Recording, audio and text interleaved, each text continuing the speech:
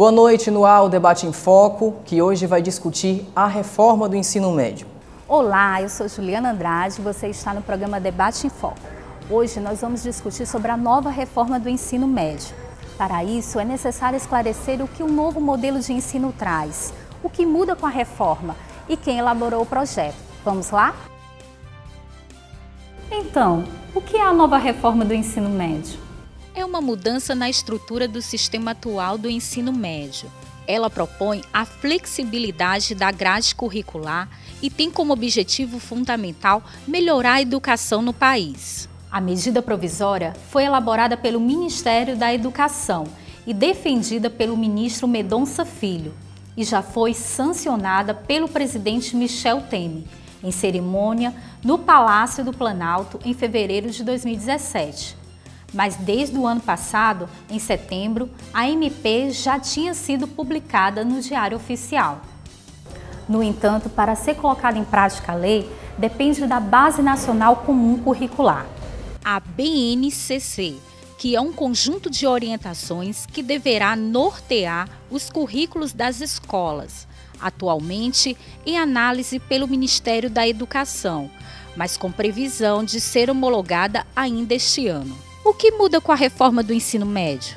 Agora, o estudante escolhe a área de conhecimento para a qual deseja se aprofundar, visando o mercado de trabalho. Então, qual o problema com a reforma? O problema é que o governo não discutiu a reforma com as organizações estudantis, professores e gestores da educação, impondo a nova lei, que vai promover a retirada de algumas disciplinas e ainda não responde às necessidades dos movimentos.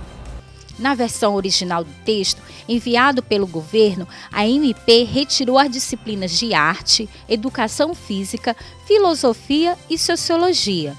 Já com a nova grade, fica apenas língua portuguesa e matemática durante todo o ensino médio. O restante do tempo seria dedicado ao aprofundamento acadêmico nas áreas eletivas ao curso escolhido. Outro ponto é a língua inglesa, que passará a ser disciplina obrigatória. Antes, as escolas podiam escolher a língua estrangeira ensinada aos alunos, que ficava entre o inglês e o espanhol. Outro fato é que o novo ensino médio é considerado um retrocesso, fazendo com que os estudantes venham ter apenas o ensino preliminar, e uma visão mais crítica vai dividir os estudantes. Jovens com menor renda poderão seguir carreiras profissionais básicas, ingressando no mercado de trabalho e não tendo mais acesso ou interesse em obter conhecimentos, enquanto os mais ricos poderão focar nos estudos nas áreas que desejam. O que é isso fica por aqui. Mas e você? Concorda com a nova reforma? Assista este programa e tire suas conclusões. Para discutir o tema, o Debate em Foco recebe nesta noite o sociólogo Lenildo Gomes e o secundarista Gabriel Oliveira. E a gente entra no debate no próximo bloco.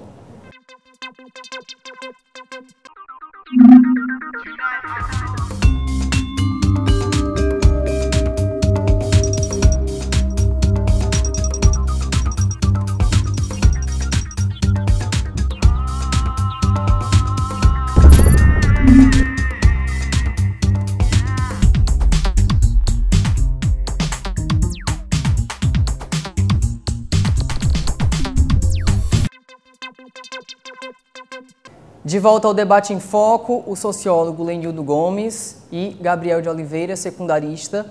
Boa noite, obrigado por aceitar o convite. Vamos começar conversando aqui com o Lenildo para saber a sua opinião diante desse cenário de reforma do ensino médio. É o momento mais propício para fazer essa reforma, Lenildo? Boa noite. Bom, primeiro que toda reforma de um tema tão caro que é a educação, ela pressupõe uma análise, uma quantidade de pesquisas e a consulta a especialistas, enfim, pessoas que vêm debatendo e discutindo isso há um certo tempo. Me parece que essa proposta de reforma que está colocada, ela não teve a discussão amadurecida o suficiente.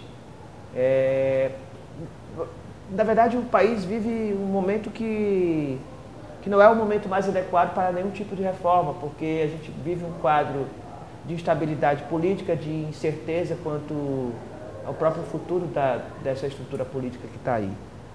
No caso do ensino médio, me parece muito claro que essa reforma ela pauta uma lógica, que é uma lógica que não prioriza a construção do saber. A educação ela é necessariamente uma política pública. A reforma ela não é pensada para a escola pública. Me parece que ela atende ao interesse dos empresários que controlam a educação privada do país. Pode-se dizer que nesse momento essa reforma está atendendo mais uma questão político-partidária do que mesmo a questão social? Eu acho que desvincular isso que eu chamo de interesse do mercado de uma questão social, ela talvez seja um pouco equivocada também, assim, porque de fato é um segmento da sociedade que é organizado em função de uma lógica, que é a lógica do mercado, do neoliberalismo, que é a lógica do empresariado que toma conta da educação, por exemplo, da educação privada. Então, isso está na sociedade, isso faz parte da sociedade. Talvez isso, eu insisto nisso, assim, talvez isso se desvincule daquilo que é a educação pública. Eu acho que qualquer sociedade que atingiu um nível de desenvolvimento, quando eu falo de desenvolvimento, eu não falo só dos índices e dos indicadores econômicos, eu falo do desenvolvimento humano e social. Necessariamente passou por um investimento numa educação pública de qualidade. Ok. Gabriel, como é que os estudantes secundaristas estão recebendo essa questão da reforma, né? Está sendo do jeito que era esperado? Está sendo de uma forma muito brusca? Como é que vocês estão vendo essa situação? Assim, os estudantes em todo o país estão se posicionando contra a reforma do ensino médio. A UBS, que é a União Brasileira de Estudantes Secundaristas, que representa nacionalmente, também se posiciona contra, pois é uma reforma sem investimento. A gente vê que a educação pública ela é tratada de forma desigual. Por que há esse aumento de desigualdade na educação pública? Porque depois da proposta de reforma, foi aprovada a PEC de congelamento de gastos, sendo que tem que haver um aumento de 28% nos investimentos da educação pública. E como é que vai haver se há um congelamento de gastos, se a própria lei não prevê como vai ser a estrutura, como vai ser a modificação? Imagina que numa escola aqui em Fortaleza nós temos 14 primeiros anos. Esses 14 primeiros anos teriam que ser transformados em escola de tempo integral. Nessa questão, o governo federal ele faz inclusive questão de enfatizar essa questão que houve uma ampla discussão, como se o governo tivesse consultado a juventude e a juventude tivesse aceitado essa questão da reforma. Então, realmente não houve essa questão de ouvir o jovem, que é realmente para quem se destina essa reforma, ouvir para saber como é que ele gostaria que fosse essa reforma? Não. A reforma ela vem sendo dessa forma atropelada, vem sendo pelo senso comum. O que é que nós achamos que o ensino médio deve ser? Nós achamos que o ensino médio deve ser isso, isso, aquilo. Não, o ensino médio precisa de um profundo debate, o ensino médio precisa de uma consulta com os estudantes. Quem está lá vivendo o cotidiano, dia a dia, é o aluno, é o docente, é o professor, é a comunidade escolar que tem que ser envolta nesse projeto também. Então, a gente acredita que a educação ela é para todos, ela é para ser libertadora. Não é educação que a gente toma à frente de só pegar a opinião de tal parlamentar e vamos transformar nisso.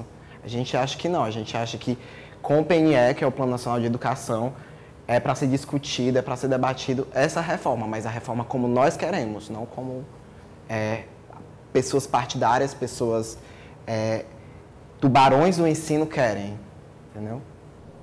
Lenildo, e um dos grandes pilares, digamos, dessa reforma do ensino médio proposta pelo governo federal é a questão da implantação do ensino em tempo integral, né? Então, como é que se vê essa questão, até mesmo para o meio social desses estudantes, como é que é vista essa questão de ampliação da carga horária, por exemplo, que é uma carga horária que tem como meta ser ampliada para 1.400 horas, então como é que é visto isso? Veja bem, eu pessoalmente assim, não tenho nada contra, muito pelo contrário, eu acho que a escola pública que eu sempre idealizei é a escola onde os alunos passam 2 turnos nela. A questão, eu acho que a gente precisa entender é que essa reforma, ela coloca no tempo integral, ela coloca na grade complementar, na carga horária que precisa ser complementada, um recorte de formação, um recorte de educação, ou uma quantidade de disciplinas que elas elas me parecem não atender aquela premissa básica que eu falei antes, né? Que é essa história de a perspectiva de que a escola ela possa promover, digamos assim, a autonomização do indivíduo, né? Enquanto ser pensante, enquanto ser que exerce a plenitude da sua cidadania, que entende e consegue perceber criticamente aquilo que a mídia e que a comunicação tem massificado como, né, como informação, digamos assim. Eu acho que é preciso entender assim, a escola de tempo integral, a ideia da escola de tempo integral, a ideia de um aluno que chega às 7 da manhã e sai às 17 horas da escola, e principalmente quando você pensa que essa escola ela pode oferecer, nesse contraturno, disciplinas voltadas para a formação da sensibilidade artística, sabe, para a questão da cultura, para disciplinas que possam humanizar mais ainda o próprio ambiente da escola, esse não é o problema para mim. Assim. O problema é que, talvez nesse tempo integral proposto por essa reforma, esse contraturno, o que a gente chama de contraturno, né? Aquele turno que está em outro momento que não é o das disciplinas da grade curricular obrigatória. Mas esse contraturno, talvez ele não seja exatamente preenchido ou composto, né, com essas disciplinas ou com essa forma. Tem um modelo que eu acho muito bacana, que é o modelo da grade eletiva, entende? Mas para a grade eletiva funcionar, é necessário que as escolas elas possam oferecer uma quantidade de possibilidades que levem o alunado, levem as pessoas, enfim, a comunidade escolar como um todo, a ter opção de escolha. Tem uma coisa que eu acho muito pertinente a gente perceber, assim, a escola pública brasileira, ela tem um elemento simbólico para mim que é devastador, que é o muro.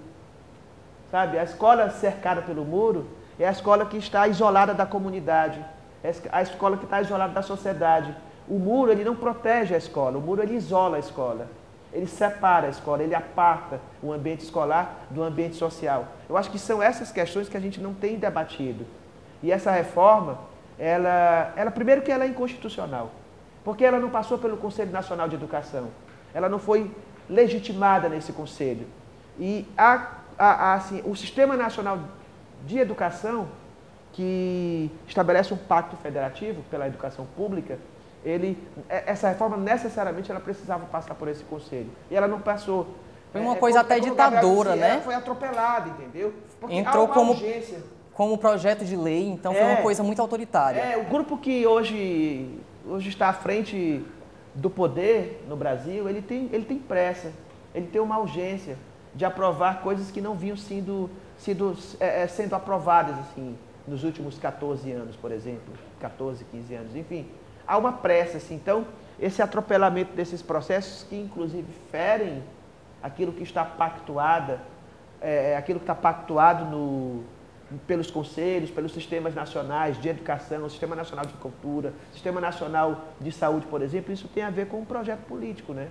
De imposição de um modelo que nem de longe corresponde, inclusive, à própria realidade do neoliberalismo brasileiro, né? O Debate em Foco faz uma pequena pausa para os intervalos comerciais e daqui a pouco a gente volta com a opinião do público e a continuação desse debate.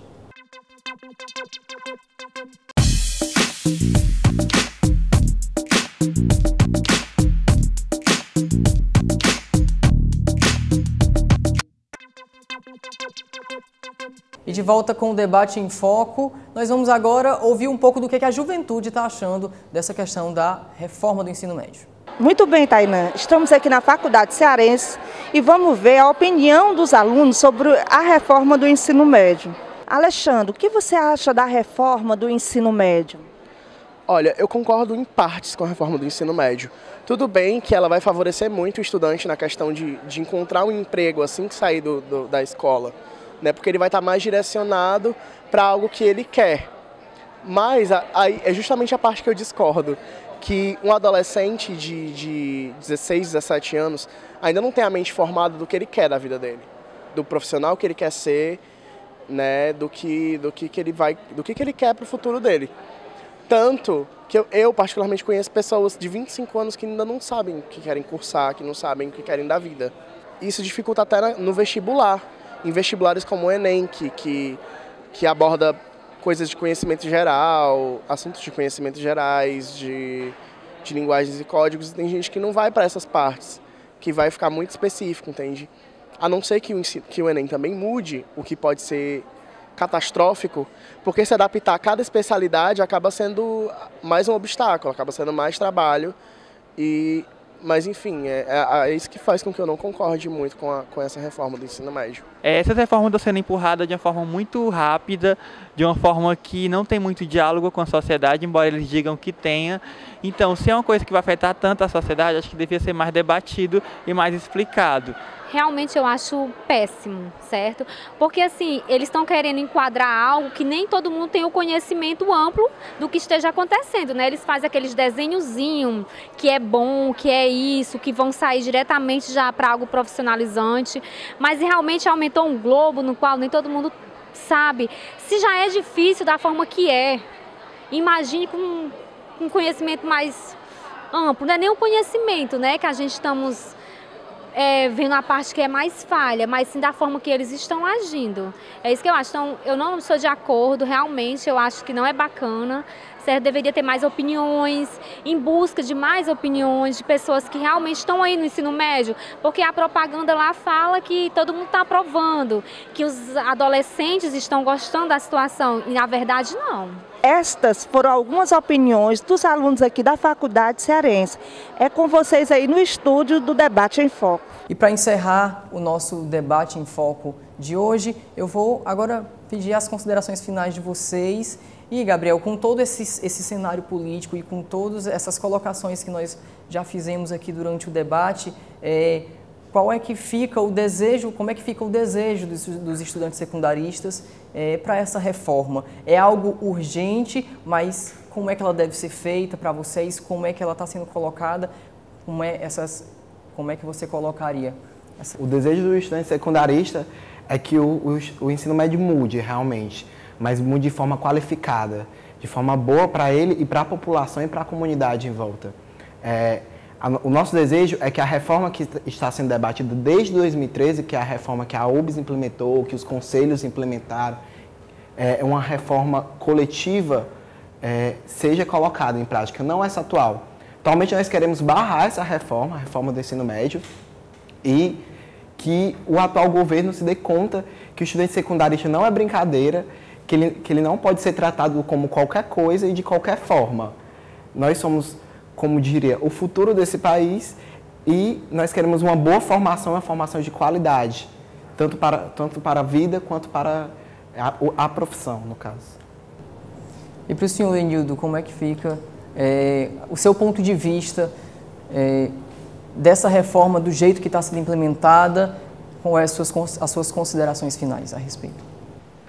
Eu acho que a forma como essa reforma está pautada, a forma como ela aparece, ela não me parece uma forma legitimada. Ela fere, de fato, os elementos básicos assim, de consulta popular, de ouvir a quem, de fato, deve ser beneficiado assim, com tudo isso, que, na verdade, não é quem, mas é a educação brasileira como um todo. E, ao mesmo tempo, é muito difícil também imaginar que haja qualquer interesse desse governo em debater ou discutir. Esse não é um governo que tem na sua gênese a participação popular. Ele não é um governo popular, ele não é um governo composto por pessoas que tenham qualquer tipo de tradição de vinculação a movimentos sociais. Então não é estranho que eles não debatam.